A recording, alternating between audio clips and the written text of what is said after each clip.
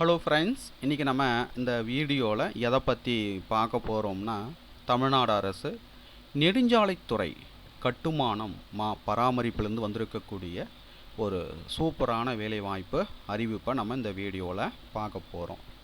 பதவியின் பெயர், கல்வி தகுதி, வயது வரம்பு, சம்பளம், கல்விடங்கள் எண்ணிக்கை, யார் யார் விண்ணப்பிக்கலாம், எப்படி விண்ணப்பிப்பது, செலெக்ஷன் எப்படி பண்ணுறாங்க, விண்ணப்பிக்க வேண்டிய கடைசி தேதி எண்ணிக்கை போன்ற அனைத்து டீட்டெயில்ஸும் நம்ம பார்க்க போகிறோம்.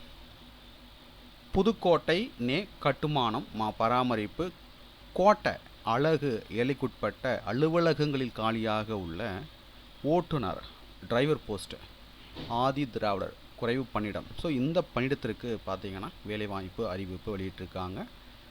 முன்னுரிமைன்னு பார்த்தீங்கன்னா புதுக்கோட்டை மாவட்டத்தை இருப்பிடமாக கொண்ட விண்ணப்பதாரர்களுக்கு பார்த்தீங்கன்னா முன்னுரிமை வழங்கப்படும் அப்படின்னு சொல்லியிருக்காங்க, ப்ரெஃபரன்ஸ் தரப்படும் சொல்லியிருக்கிறாங்க. பதவியின் பெயர் பார்த்தீங்கன்னா ஓட்டுநர், ஒரே ஒரு போஸ்டிங் தான் வந்து கொடுத்துருக்காங்க. சம்பளம் வந்து எவ்வளோ தராங்க அப்படின்னு பார்த்தீங்கன்னா 19,500 71,900 இதர படிகளும் அப்படின்னு சொல்லியிருக்காங்க. ஒதுக்கீடு விவரம் அப்படின்னு பார்த்தீங்கன்னா ஆதி திராவிடர். வயது வரம்பு பொறுத்த வரையும் குறைந்தபட்சம் பார்த்தீங்கன்னா 18 வயது வந்து பூர்த்தி அடைஞ்சிருக்கணும். அதிகபட்ச வயதுன்னு பார்த்தீங்கன்னா 37 வயது வந்து கொடுத்துருக்காங்க. ஸோ இதற்கு விண்ணப்பிக்கணும்னா கல்வி தகுதின்னு பார்த்தீங்கன்னா 8ஆம் வகுப்பு வந்து தேர்ச்சி பெற்றிருக்கணும். அதுக்கு அடுத்தாக பார்த்தீங்கன்னா இலகு ரக பேட்ச் ஓட்டுநர் உரிமம் இருக்கணும். அனுபவம் பார்த்தீங்கன்னா 2 ஆண்டுகள் வந்து இருக்கணும் டிரைவிங்கில். அதுக்கு அடுத்தாக பார்த்தீங்கன்னா விண்ணப்பிக்க வேண்டிய கடைசி தேதி என்னைக்கு அப்படின்னா 27/10/2025 அன்று பிற்பகல் 5:45 மணிக்குள் பார்த்தீங்கன்னா அவங்க அலுவலகத்துக்கு கிடைக்கிற மாரி விண்ணப்பிக்கணும் அப்படின்னு சொல்லியிருக்காங்க. ஸோ விண்ணப்பத்தினை எந்த முகவரிக்கு அனுப்பணும் அப்படின்னா கண்காணிப்பு பொறியாளர் நெடுஞ்சாலைத்துறை கட்டுமானம் பராமரிப்பு தபால் பெட்டி எண் 858 திருச்சி 620020. ஸோ இந்த முகவரிக்கு விண்ணப்பிக்கணும். ஸோ எப்படி விண்ணப்பிப்பது அப்படின்னா, ஸோ நீங்கள் விண்ணப்பிக்க விரும்புகிறீங்க அப்படின்னா உங்களுடைய பெயர், பிறந்த தேதி, வயது, கல்வி தகுதி, இனம் மற்றும் இருப்பிட முகவரி போன்ற சுய விவரங்களை குறிப்பிட்டோம். கல்வி தகுதி சான்றிதழ், இனச் சான்றிதழ், இருப்பிட சான்றிதழ், ஓட்டுநர் உரிமம், உடல் தகுதி, கண் பார்வை தகுதி மற்றும் 2 அரசிதழ் பதிவு பெற்ற அலுவலரிடமிருந்து 4 தேதியில் வரை பெறப்பட்ட நன்னடத்தை சான்றுடன் பார்த்தீங்கன்னா இணைத்து விண்ணப்பிக்கணும் அப்படின்னு சொல்லியிருக்காங்க. இதுக்கான பார்த்தீங்கன்னா தனியாக விண்ணப்பங்களோ படிவங்களோ அங்கீகரிக்கப்படவில்லை அப்படின்னு சொல்லியிருக்காங்க. அதுக்கடுத்து பார்த்தீங்கன்னா தகுதியற்ற விண்ணப்பங்களை பார்த்தீங்கன்னா நிராகரிக்கும் அதிகார நிர்வாகத்திற்கு உள்ளது அப்படின்னு சொல்லியிருக்காங்க.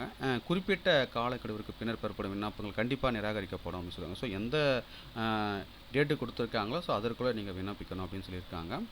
இப்போ அதுக்கடுத்தா பார்த்தீங்கன்னா அஞ்சலக தாமதங்களுக்கு நிர்வாகம் பொறுப்பேற்காது அப்படின்னு சொல்லியிருக்கிறாங்க. அதுக்கு அடுத்தாக பார்த்தீங்கன்னா நீங்கள் விண்ணப்பித்த பிறகு ரைட்டுங்களா எலிஜிபிளாக இருந்தீங்கன்னா உங்களுக்கு வந்து கால் லெட்டர் வந்து அனுப்புவாங்க. விண்ணப்பதற்கு சான்று சரிபார்ப்பு மற்றும் நேர்முகத்தில் நடைபெறும் நாள், இடம் ஆகியவை குறித்த விவரங்கள் பார்த்தீங்கன்னா தனியாக கடிதம் மூலமாக கால் லெட்டர் மூலமாக தெரிவிக்கப்படும் அப்படின்னு சொல்லியிருக்காங்க.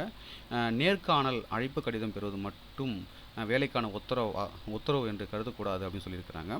அதுதான் பார்த்தீங்கன்னா பணியிடங்களுக்கான தகுதியான நபர்கள் பார்த்தீங்கன்னா நேர்முக தேர்வில் பெறும் மதிப்பெண் அடிப்படையில் தேர்வு செய்யப்படுவார்கள் அப்படின்னு சொல்லியிருக்காங்க. ஸோ செலெக்ஷனை பொறுத்த வரைக்கும் பார்த்தீங்கன்னா நேர்முக தேர்வின் மூலம் பார்த்தீங்கன்னா செலெக்ஷன் வந்து பண்ணுறாங்க. அதுக்கடுத்து பார்த்தீங்கன்னா விண்ணப்பதாரர்கள் பார்த்தீங்கன்னா சான்று சரிபார்ப்பில் அசல் ஆவணங்கள் வந்து சமர்ப்பிக்கணும் அப்படின்னு சொல்லியிருக்காங்க. ஸோ சான்று சரிபார்ப்பின் போது பார்த்தீங்கன்னா அசல் ஆவணங்கள் வந்து கொடுக்கணும். நேர்காணலுக்குன்னு பார்த்தீங்கன்னா எந்த ஒரு பயணப்படியும் வழங்கப்பட மாட்டாது அப்படின்னு சொல்லியிருக்காங்க. ஸோ உங்களுடைய சொந்த செலவில் தான் நீங்கள் போய்ட்டு நேர்காணல் வந்து அட்டன் பண்ணுற மாரி இருக்கும். சான்று சரிபார்ப்பில் திருப்திகரமான விண்ணப்பர்கள் மட்டுமே நேர்முகத்தில் கலந்து கொள்ள அனுமதிக்கப்படுவார்கள் அப்படின்னு சொல்லியிருக்காங்க. ஸோ தகுதியும் விருப்பமும் உள்ளவர்கள் அப்ளை பண்ணிக்கோங்க. இது போன்ற வேலைவாய்ப்பு அறிவிப்புகளை தெரிஞ்சுக்கணும்னா மறக்காமல் நம்ம சேனல் வந்து சப்ஸ்கிரைப் பண்ணுங்கள். மீண்டும் நம்ம அடுத்த ஒரு வீடியோவில் சந்திப்போம். அனைவருக்கும் நன்றி.